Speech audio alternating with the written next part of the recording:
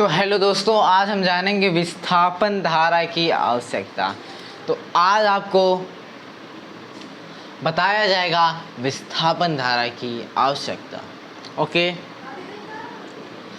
तो मैंने आपको सब कुछ ख़त्म कर दिया है, बस दो ही टॉपिक बचे हैं, विस्थापन धारा की आवश्यकता और एक ही टॉपिक मान लीजिए आपके पास विस्थापन धारा की आवश्यकता और इसके अंदर के बारे में हम थोड़ा सा जानेंगे। ठीक है, बस यही आपका इस वीडियो इस चैप्टर का ये एक लास्ट लेक्चर होने जा रहा है और इसके बाद आपका पूरा ऑल टू ऑल न्यूमेरिकल चलेगा। ओके, तो लेट वीडियो स्टार्ट करते हैं। तो विस्थापन धारा की आवश्यकता हमें क्यों पड़ी? ठीक है, क्योंकि जैसे कि किरचॉफ के संधि जो उन्होंने किरचॉफ ने जो नियम दिया, किरचॉफ के संधि नियम की जो क्या होती थी, उल्लंघन होता था। अब हमको देखने से तो लगता नहीं था भैया उल्लंघन होता था, तो आभासी उल्लंघन होता था। कैसा आभासी उल्लंघन होता था जो कि हमको तो पता नहीं चलता था। क्या जैसे कैसे होता था कि मैं आपको एक डायग्राम दिखा रहा हूँ यहाँ पे और जो मैं बोलूँगा उसको इस नीचे बॉर्डर में आपको दिखा दूंगा। ठीक है, क्या माना एक संधारित्र है, जैसा कि डायग्राम में दिख रहा होगा कि एक संधारित्र होगा और जिसके ए और बी प्लेट होंगे, उसमें एक बैटरी होगा आवेशित। यदि किरचॉफ के नियम को पी व क्यू पर अलग अलग लगाएं, देखेंगे उसमें यदि हम किरचॉफ के नियमानुसार पी और क्यू पर किरचॉफ का नियम अलग अलग लगाया जाए तो इसका उल्लंघन होना प्रतीत होता है। तो इसका कैसे थोड़ा सा इसमें उल्लंघन होना प्रतीत होता है, क्यों? परंतु लेकिन ये क्या होता है, आवेश संरक्षण के नियम पर आधारित होता है, आवेश संरक्षण के नियम पे आधारित होता है। ठीक है, जो सदैव सत्य है इसका अभिप्राय यह होता है क्या कि जो आवेश संरक्षण का नियम है ये हमेशा क्या होता है, एक सत्य बात कहता है। ये जिस हिसाब से मैं बोलता हूँ आवेश संरक्षण नियम है वो वही काम करता है। ठीक है, तो इस अनुसार क्या आवेश सत्य हैं और सदैव यह क्या ये इसका अभिप्राय यह है कि यह कुछ ना कुछ क्या होते हैं, गायब है। और गायब हुई राशि क्या कहलाती है, विस्थापन। क्या कहलाती है, विस्थापन। और गायब हुई राशि विस्थापन धारा कहलाती है। बस सिंपल सा बात, मतलब कि जो चीज़ उसमें से गायब हो रहा, कुछ ना कुछ चीज़ें गायब हो रही है, उसी को तो हम विस्थापन कहेंगे और कुछ बात नहीं बात। ओके, आप जानते क्या है कि एम्पियर के परिपथीय नियम का उल्लंघन भी ये करते हैं। कैसे करता है एम्पियर के परिपथीय नियम? तो क्या कि एम्पियर में परिपथीय नियम, जैसा कि आप जानते हैं एम्पियर की परिपथीय नियम क्या कहती है, एम्पियर का परिपथीय नियम क्या होता है, integration B into D L. Okay, ठीक है, और यहाँ पे क्या होता है, म्यू नॉट और मल्टीप्लाई करते किसे कि किसी बंद परिपथ में जो घिरी हुई धारा है, मतलब म्यू नॉट इंटू आई। ठीक है, मतलब बंद परिपथ में घिरी धारा। तो 1864 में आपको डायग्राम मैं दिखा देता हूँ कि 1864 में ने यह नियम प्रतिपादित किया गया। क्या? संधारित्र के आवेशन के समय चालन धारा के लिए पायल लगाया गया। ठीक है, क्या लगाया गया पायल? ठीक है, लेकिन ये क्या हो गया, लगाया गया लेकिन ये चीज़ें क्या हो गई तथा गलत पाया गया। और इसे दर्शाने के लिए एक संधारित्र, क्या इसको दर्शाने के लिए माना एक आपके पास संधारित्र है। हमने सपोज किया कि मैंने एक संधारित्र लिया और प्लेट ए व बी है, उसमें डायग्राम में आपको दिख रहा होगा कि एक प्लेट ए होगा और एक प्लेट बी होगा, दिख रहा होगा ना, उसमें है। संधारित्र में बैटरी से आवेशित किया जा रहा है, संधारित्र को क्या किया जा रहा है, बैटरी से आवेशित किया जा रहा है। और किससे करेंगे भैया, जब आवेशित करेंगे तो बैटरी से ही करेंगे ना, और किसी से तो करेंगे नहीं। तो उनके क्या किया जाता है, आवेशित किया जाता है। तो आवेशन में क्या होता है कि उनके तारों, क्या उनके तारों में धारा आई तो बह ही रही है, आई धारा क्या हो रही है, बह रही है। तो धारा समय के साथ क्या होता है, परिवर्तित होता रहता है। तो परिवर्तित धारा के परितः चुंबकीय क्षेत्र क्या होगा, उत्पन्न होगा। उस धारा के कारण क्या होगा, चुंबकीय क्षेत्र उत्पन्न होगा और संधारित्र में कोई चालन धारा प्रवाहित नहीं होती है। क्या होती है? नहीं हो सकती, कोई धारा प्रवाहित नहीं हो सकती। तो इसका यदि मान लीजिए आपके पास दो बंद परिपथ, जैसा S1 बंद लूप है आपके पास, S1 व S2 हैं और प्लेट A के ठीक बाईं ओर तथा S2 के दाईं ओर, देखेंगे क्या कि S1 जो है S1 S2 है और प्लेट A के दाईं ओर और S2 के A के ठीक बाईं ओर और S2 के ठीक दाईं ओर, ठीक है, उस लूप के तल के समांतर है। तो लूप S2 में जो परिपथी यदि हम नियम लगाएं तो क्या हो जाएगा? वहाँ पे लूप में आपका क्या होगा कि यदि मैं परिपथी नियम लगाता हूँ तो धारा तो इम्पॉसिबल, क्या मैंने बताया कि वहाँ पे कोई चालन धारा प्रवाहित नहीं हो सकती। जब कोई चालन धारा प्रवाहित नहीं हो सकती तो I की वैल्यू क्या होनी चाहिए भैया? 0 होनी चाहिए। तो आपका क्या आ जाएगा? 0 आ जाएगा। तब क्या हुआ यहाँ पे? चूंकि लूप में क्या हो रहा है, अत्यंत S1 और S2 क्या बहुत ही क्लोजली है, नज़दीक है। जब बहुत ही नज़दीक हो गए तो उनमें आता है, आशा की जा सकती है, क्या की जा सकती है कि जो उनमें यदि S1 में आपका परिपथी नियम क्या इंटीग्रेशन S1 BDL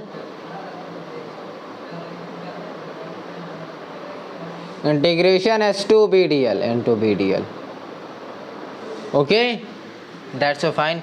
मैं ऐसा कह सकता हूँ, क्यों कह सकता हूँ? क्योंकि मैं बहुत ही नज़दीक देख रहा हूँ ना। उस डायग्राम में अभी मैं जो आपको डायग्राम दिखा रहा था उसमें बहुत ही नज़दीक दिख रहा था S1 और S2, ठीक है, बस ये बात हो गई। मैक्सवेल की विस्थापन धारा की परिकल्पना, ठीक, विस्थापन धारा की परिकल्पना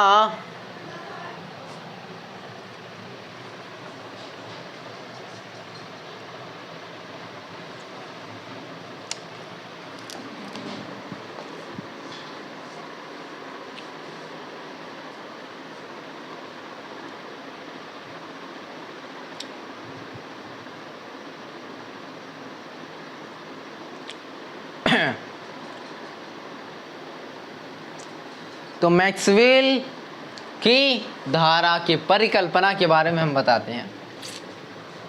किरचॉफ संधि के नियम क्या होते हैं? आभासी उल्लंघन होता है। इसमें ज़्यादा शैतानी नहीं करते हैं भैया, आभासी मतलब बहुत कम, जो दिखते नहीं है लेकिन करते जरूर हैं। आभासी उल्लंघन तथा एम्पियर के परिपथी नियम के उल्लंघन ने मैक्सवेल को एक अतिरिक्त धारा की परिकल्पना करने को प्रेरित किया। और अतिरिक्त धारा की विस्थापन धारा कहते हैं, मतलब कि जो आपको अतिरिक्त धारा मिल रही है उसको हम विस्थापन धारा कहते हैं। आवेशन के समय संधारित्र की प्लेट आवेशित परिकल्पना क्या कि संधारित्र में जो परिकल्पना की प्रेरित किया गया उसमें अतिरिक्त धारा को विस्थापन धारा का नाम दिया गया, ठीक है। उस समय संधारित्र की प्लेट में आवेश क्या होता है? परिवर्तित होता है। यदि मान लीजिए किसी समय t हो गया समय आपका, पर संधारित्र प्लेट में यदि आवेश आपके पास q रहा और उनके बीच जो वैद्युत क्षेत्र रहा वो E रहा, और प्लेट ए में जिसका क्षेत्रफल A हो और प्लेट की क्षेत्रफल A हो, तो उसमें प्लेट का पृष्ठ क्षेत्रफल घनत्व क्या होगा? तो पृष्ठ क्षेत्रफल घनत्व के लिए जो आपका फार्मूला क्या होता है? सिग्मा बराबर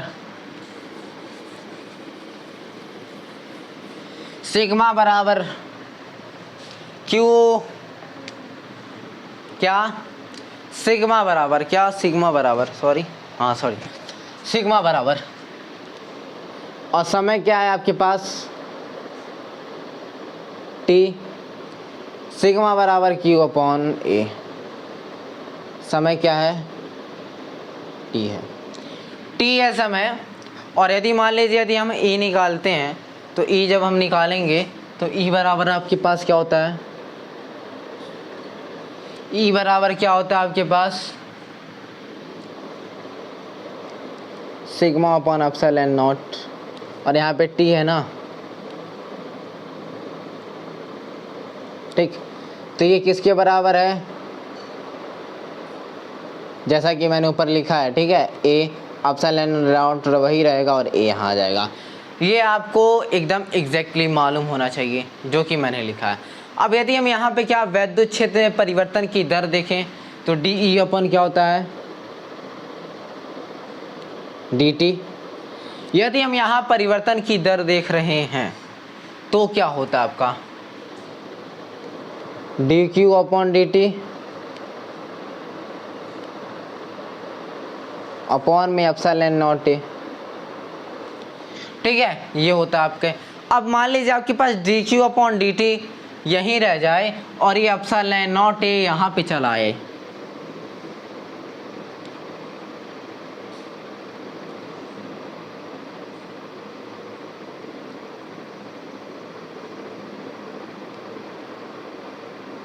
हो गया D E upon D T. तो यहाँ क्या कि D Q upon D T बराबर, यदि हम धारा मान लें D Q upon D T बराबर धारा, क्योंकि आई बराबर क्यू अपॉन टी तो होता है, आप जान सिंबल जानते हैं, तो क्या हो जाएगा कि विमा धारा की विमा है, अतः राशि epsilon not A D upon D T किसके बराबर है, धारा विमा के बराबर है, ठीक है। और यदि ये धारा के बराबर हो गई मतलब ई, क्या मतलब ई, ठीक है, सॉरी मतलब धारा मतलब आई हो गया आपका आई डी बराबर क्या sigma A D upon D T, तो sigma E sigma naught A D upon D T. और यदि आपने मान लिया कि ई ए, क्या ई ए, तो आपका यहाँ पे क्या आ जाएगा फाई आ जाएगा कि नहीं, ये ए यहाँ चला है इसके पास, तो क्या आ जाएगा यहाँ पे सिग्मा डी ई ए अपॉन में डी टी, ओके। ये आ गया आपके पास। अब क्या करना है, ई किसके बराबर, ई किसके बराबर होता है फाई के, किसके बराबर होता है फाई के, किसके बराबर फाई के, तो epsilon naught D phi E upon D T, यही है ना आई डी बराबर, दैट्स सो फाइन। इससे स्पष्ट होता है कि धारा दो प्रकार की होती है, चालन धारा और कौन सी धारा, विस्थापन धारा। आईडी आपकी क्या है, विस्थापन धारा है, और चालन धारा मतलब आईसी है। तो यह आवेश वाहक जैसे संयोजन तार में मुक्त इलेक्ट्रॉनों के कारण उत्पन्न होता है। ये आपका चालन धारा और विस्थापन धारा क्या, यह समय के साथ परिवर्तित विद्युत क्षेत्र के कारण उत्पन्न होता है तथा निर्वात में भी बह सकती है, ठीक है। और बात क्या हुई कि विस्थापन धारा की परिकल्पना किरचॉफ के नियम के आभासी उल्लंघन तथा एम्पियर के परिपथीय नियम के उल्लंघन की पहेली को द्वारा ही समझा जा सकता है, ठीक है। किरचॉफ के जो उल्लंघन हुए और क्या एम्पियर की परिपथी नियम का जो उल्लंघन हुआ, इससे हम क्या कह सकते हैं, विस्थापन धारा के ज्ञान को प्राप्त कर सकते हैं, अर्जित कर सकते हैं, ठीक है। बस किरचॉफ के नियम के पहेली के उल्लंघन और एम्पियर के परिपथी नियम का संशोधन, ठीक है। ये सब चीज़ें बस हैं। तो यदि मान लें हम डायग्राम में दिखा दे रहा हूँ और बता दे रहा हूँ, एक्सप्लेन कर दे रहा हूँ, मैक्सवेल की परिकल्पना के पहेली को समझा जा परिकल्पना के अनुसार, मैक्सवेल के परिकल्पना के अनुसार माना संधारित्र की प्लेट के बीच प्रवाहित होने वाली जो धारा है वो ID हो, क्योंकि मैक्सवेल ने कहा कि विस्थापन धारा को आप ID से प्रदर्शित कीजिए। तो ID यदि वहाँ पे आपकी धारा हो जाए तो, और P बिंदु पर यदि किरचॉफ के पहले नियम के अनुसार मैं देखूं तो उसमें क्या होता है, आने वाली धारा और जाने वाली धारा का योग सदैव शून्य होता है। तो I और माइनस ID इक्वल टू 0, जैसा कि मैं आपको दिखा रहा हूँ स्क्रीन पे। तो I minus ID equal to 0 हो जाता है। क्यों हो जाता है? किरचॉफ के प्रथम नियम के अनुसार। ठीक है, आता है यहाँ संधि के नियम लागू होती है। ओके, और एम्पियर के परिपथी नियम का संशोधन देखा जाए तो लूप S1 व S2 पर एम्पियर का परिपथी नियम लागू, एम्पियर का परिपथी नियम यदि हम क्या करें, लगाएं, तो आपका एम्पियर का परिपथी नियम क्या होता है बताइए? इंटीग्रेशन B इंटू DL बराबर क्या होता है?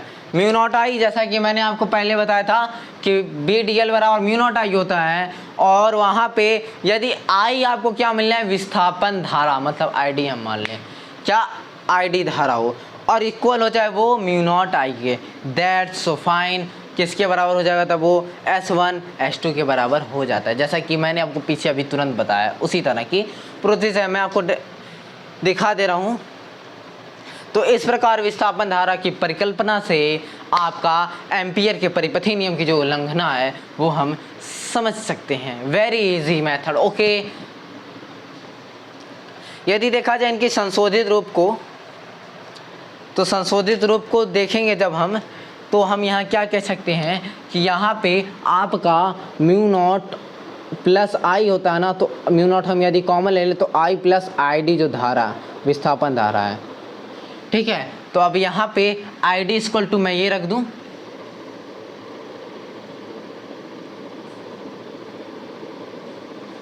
d∅/dt, ये मैंने रख दिया। ओके, अब मैं म्यू नॉट का मल्टीप्लाई दोनों के साथ कर देता हूँ। ठीक है, म्यू नॉट की मल्टीप्लाई दोनों के साथ कर दी जाए।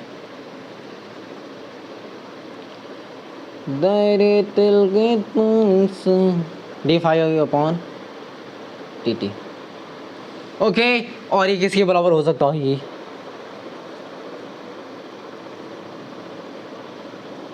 ओके, बराबर हो गया कि नहीं? तो इस प्रकार हम क्या कह सकते हैं, एम्पियर मैक्सवेल का नियम, उपरोक्त समीकरण जो ये समीकरण आया इसको मैक्सवेल के नियम कहते हैं। ओके, तो मिलते हैं अगले वीडियो में, तब तक के लिए जय हिंद जय भारत। अगला वीडियो आपको मिलेगा ओनली न्यूमेरिकल, तो numerical. Thank you for watching. Okay.